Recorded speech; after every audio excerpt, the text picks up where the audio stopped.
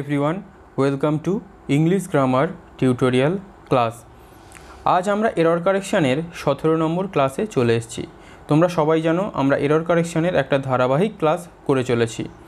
এর আগের ক্লাস থেকে আমরা এরর কারেকশানের কিছু কনসেপচুয়াল ক্লাস, যেখানে আমরা কিছু কনসেপ্ট দেখছি এরর কারেকশানের, যে কীরকম কনসেপ্ট থেকে আমাদের এরর কারেকশান আসতে পারে বা কিভাবে সেই কনসেপ্টগুলোকে আমরা আয়ত্তে আনতে পারবো। তাই আগের ক্লাসে আমি তোমাদের 5টা কনসেপ্ট বলেছিলাম। আজও কিছু কনসেপ্ট আমি তোমাদের বলবো, যেগুলো তোমাদের এরর কারেকশানের ক্ষেত্রে এবং সঠিক সেন্টেন্স লেখার ক্ষেত্রে খুবই কাজে লাগবে। তাহলে চলো আজ আমাদের ক্লাস শুরু করা যাক। 6 নম্বরে কি বলছে? With, together with, along with, as well as, আর লাইক। এই ওয়ার্ডগুলো আমি কেন লিখলাম তোমরা সেন্টেন্স দেখলেই বুঝতে পেরে যাবে। দেখো, দ্য টিচার, শিক্ষকটা, উইথ অল হিজ স্টুডেন্টস, তার সমস্ত স্টুডেন্টদের নিয়ে, ইজ প্রেজেন্ট অ্যাট দ্য মিটিংয়ে বা আলোচনা সভায় উপস্থিত। তোমাদের মনে হতে পারে উইথ অল হিজ স্টুডেন্টস, তার সমস্ত স্টুডেন্টদের বা ছাত্রদের নিয়ে তো টিচারটা উপস্থিত, তাহলে আমাদের ভার্ব তো প্লুরাল হওয়া উচিত, কারণ সাবজেক্ট আমাদের প্লুরাল হয়ে যাচ্ছে।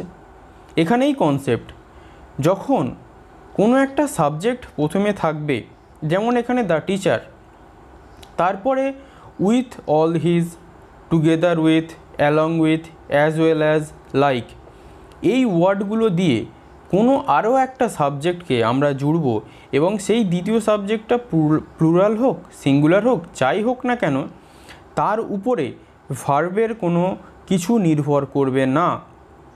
ভার্ব কার উপরে ভিত্তি করে বসবে? অবশ্যই প্রথম সাবজেক্ট, তার উপরে ভিত্তি করে, যেমন এখানে দ্য টিচার। তাহলে দ্য টিচার একটা সিঙ্গুলার নাম্বার, ভার্ব ইজ আমাদের সঠিক। ক্লিয়ার? পরেরটা দেখা যাক। দ্য ম্যানেজারটা, together with all his staffs, তাদের সমস্ত স্টাফেদের সঙ্গে, হ্যাজ বিন ফায়ার্ড, তাদেরকে কাজ থেকে ছাঁটাই করে দেওয়া হয়েছে। তাহলে দ্য ম্যানেজারকেও ছাঁটাই করে দেওয়া হয়েছে। Together with all his staffs, তাদের স্টাফদেরও সঙ্গে তার কর্মচারীদেরও, হ্যাজ বিন ফায়ার্ড, তাদের কাজ থেকে ছাঁটাই করে দেওয়া হয়েছে। এখানে ফায়ার মানে কিন্তু আগুন নয়, এখানে ফায়ার্ড মানে কি? ছাঁটাই করে দেওয়া। তাহলে আমাদের সাবজেক্ট ভার্ব কি অনুযায়ী বসেছে? দ্য ম্যানেজার অনুযায়ী আমাদের ভার্ব কি? হ্যাজ। ক্লিয়ার?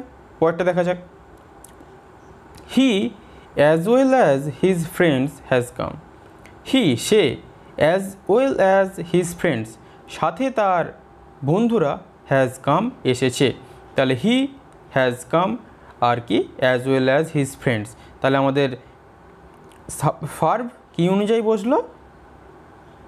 হি অনুযায়ী, প্রথম সাবজেক্ট অনুযায়ী। ক্লিয়ার? পরেরটা দেখা যাক। Rehan, like Shreyan and Riyan, is fond of books. Rehan, like Shreyan and Riyan, Shreyan এবং রিয়ানের মতো, ইজ ফন্ড অফ বুকস, বইয়ের পোকা বা বই তাদের প্রিয়। তাহলে রেহানের বই প্রিয় কার মতো?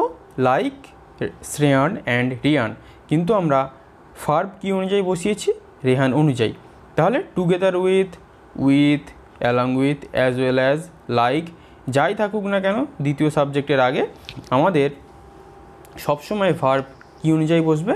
প্রথম সাবজেক্ট অনুযায়ী। ক্লিয়ার? পরেরটা দেখা যাক। Plural nouns denote a definite quantity, number, amount, distance plus singular verb. কীরকমভাবে? আমরা যদি না কনসেপ্ট দেখি বুঝতে পারবো না, আমরা যদি না সেন্টেন্স দেখি সেটাকে আমরা আয়ত্তে আনতে পারবো না। দেখো, 10 lakh rupees is a huge sum. 10 lakh টাকা একটা বড় অঙ্কের টাকা। তাহলে দেখো, রুপিজটা আমাদের প্লুরালে আছে, কিন্তু ভার্ব আমাদের হয়েছে সিঙ্গুলার। কেন হলো? এখানেই কনসেপ্ট। কি কনসেপ্ট? দেখো, এবারে আমরা কনসেপ্টে যাই।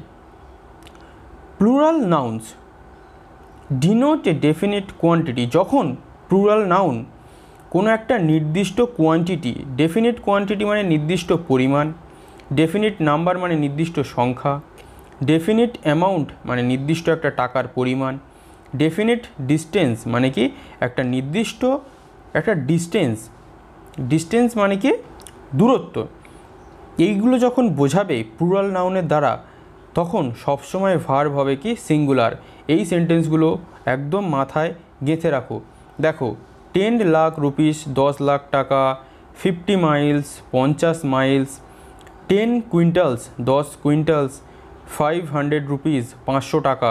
দেখো প্রত্যেকটাই নাউন আমাদের হয়েছে কি প্লুরাল, কিন্তু আমাদের প্রত্যেকটা ভার্ব দেখবে হয়েছে সিঙ্গুলার। কেন সিঙ্গুলার হলো?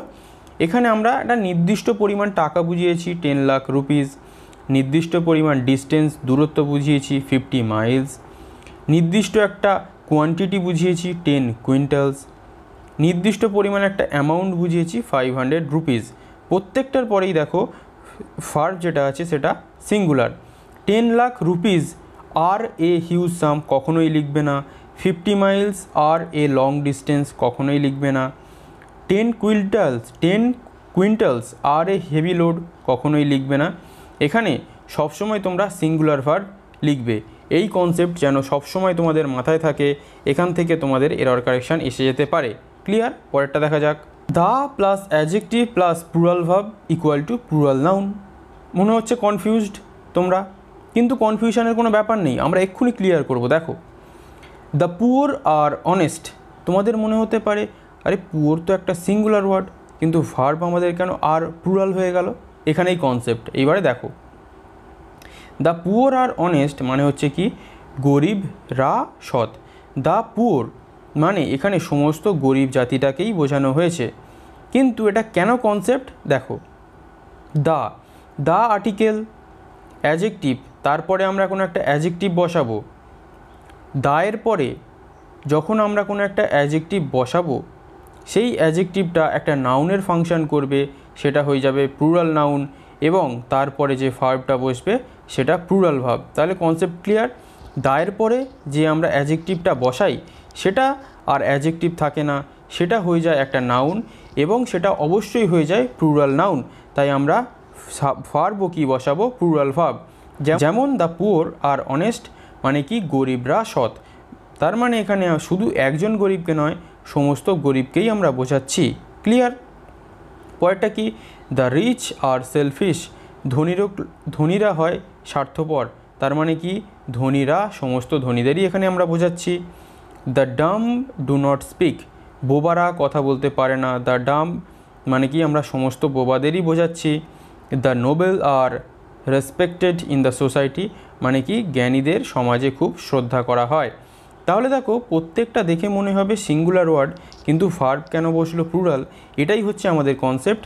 এখান থেকে বিভিন্ন কোয়েশ্চেন এসে যায়, তোমরা অবশ্যই এই কনসেপ্ট মনে রাখবে যে দা আর্টিকেলের পরে যদি কোনো অ্যাডজেক্টিভ বসে সেটা আর অ্যাডজেক্টিভ থাকে না, সেটা আমাদের হয়ে যায় কি প্লুরাল নাউন, এবং ভার্ব তাই জন্য হয় প্লুরাল ভার্ব। ক্লিয়ার? পরেরটা দেখা যাক।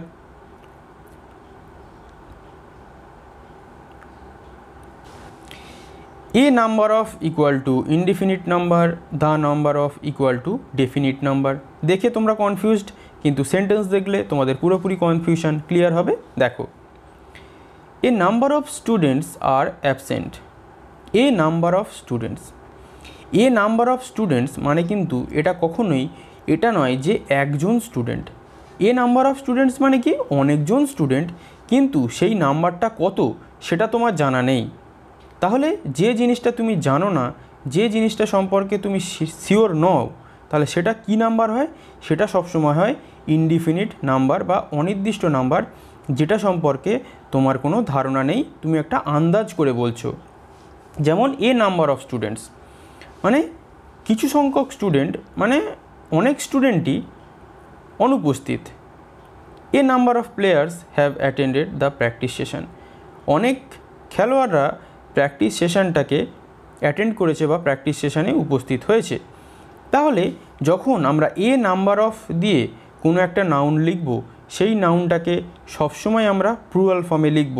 যেমন এখানে স্টুডেন্টস আর প্লেয়ার্স, এবং ভার্বটাকে যখন আমরা লিখব সেটাকে প্লুরাল ভার্বে লিখব, যেমন এখানে আর এখানে have.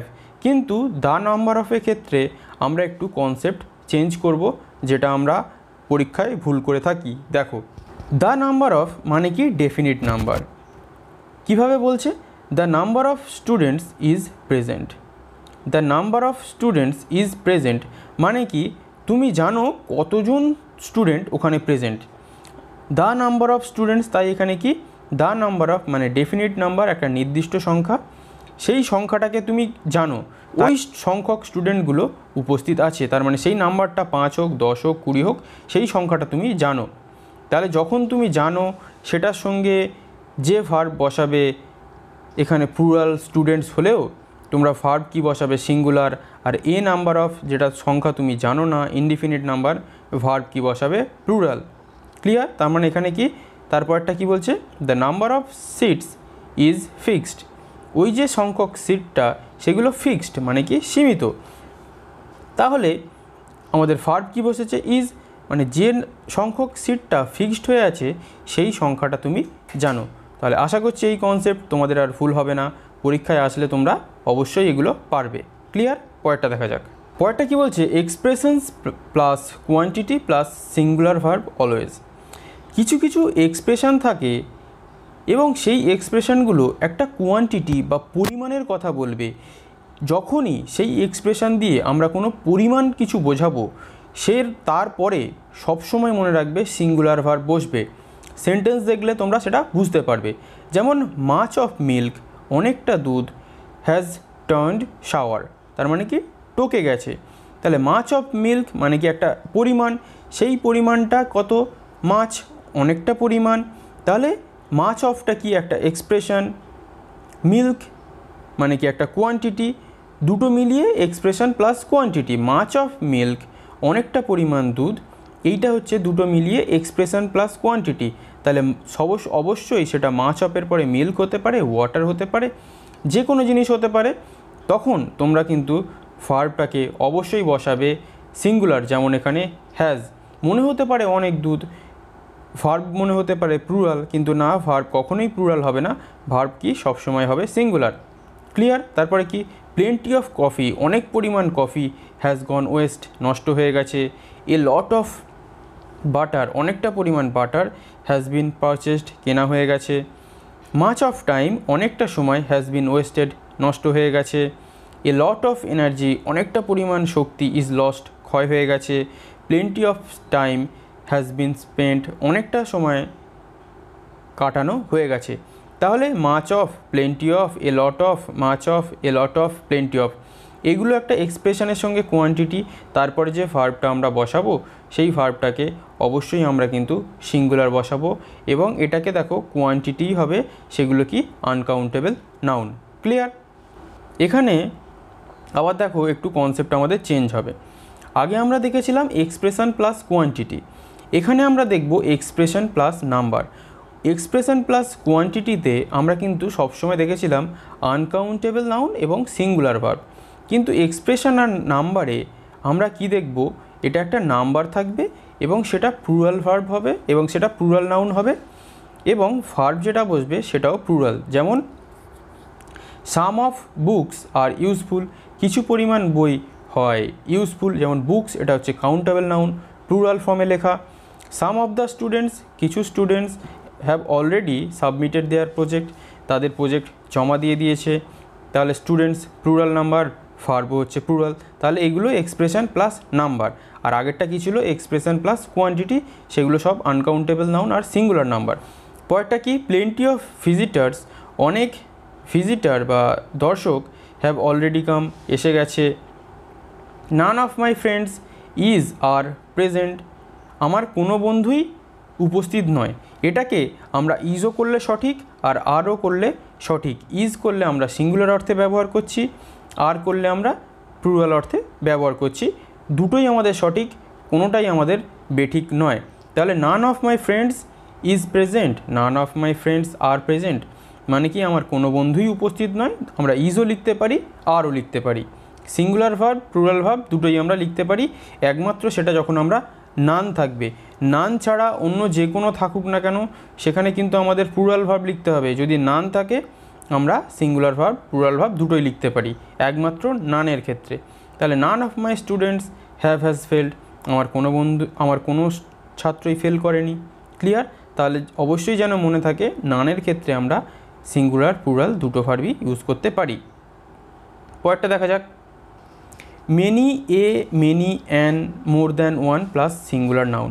Many, more than one এগুলো দিয়ে যখন আমরা সেন্টেন্স লিখি তখন আমাদের মনে রাখতে হবে আমরা যেন সিঙ্গুলার নাউনের ব্যবহার করি এবং ভার্বটাও যেন সিঙ্গুলার হয়।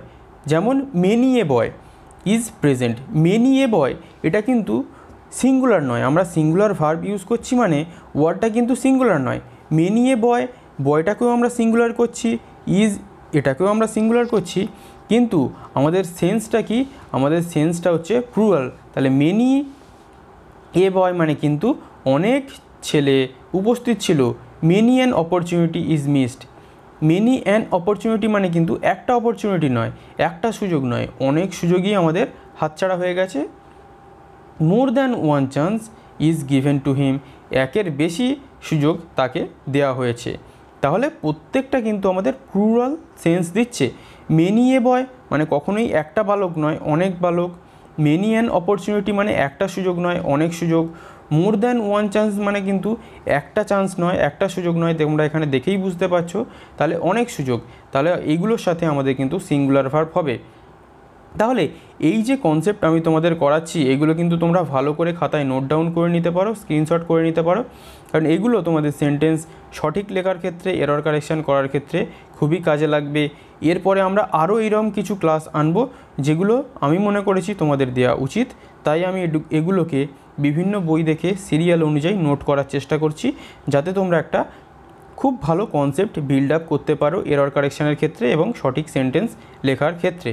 তাহলে আজ আমরা এই পর্যন্তই, এরপরে আমি এইরকম আরও কিছু ক্লাস নিয়ে তোমাদের সামনে চলে আসবো।